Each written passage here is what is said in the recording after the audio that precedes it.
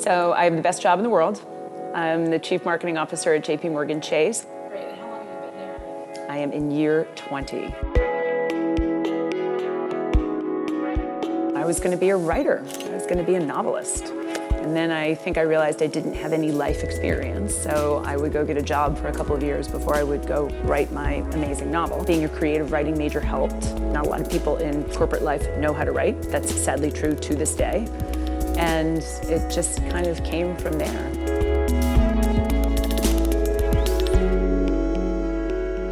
Well, I hopefully, like most CMOs, I consider myself a major work in progress, I think personally and professionally.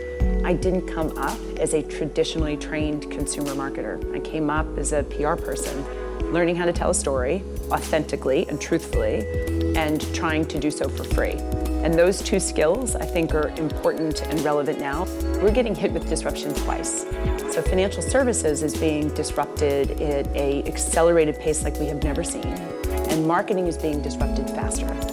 And you have to keep up with both paces of change.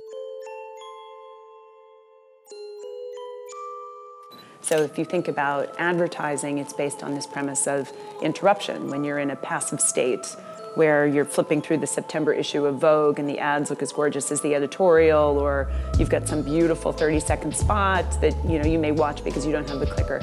Digital does away with all that. I don't think we have the right to interrupt their experience anymore. So you have to find a way, I think, to almost be a first-person media company. So an example of it is a show called Kneading Dough. We're not the ad company or the sponsored by. Our logo's in the corner. We interview athletes on how to make the most of their money. And the audience respects that the brand has a right to be in that story, because our purpose is about how to help people make the most of their money. And the athletes want to tell their story about money. The talent thing is really hard. The marketing playbook changes every single year. And in fact, a year is too long. It's insane when things are changing, every 3 months. I really look for people who are self-learners and who are innately curious and who have shown some kind of grit or determination to something. For young people, they do want to work for a company that stands for something. I think it feels more true today, and we get more questions about it. People may say, oh, big banks, do I want to go work for a big bank? It's like, well, we may not have, hoodies and free food, but we help people with their money.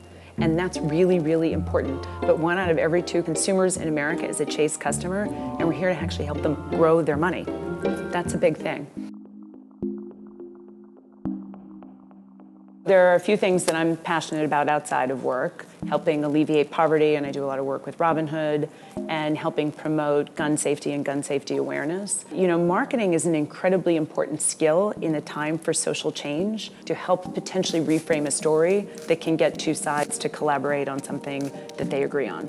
And I think there are other issues that we can put our skills to use, particularly in a time where truth is really challenged.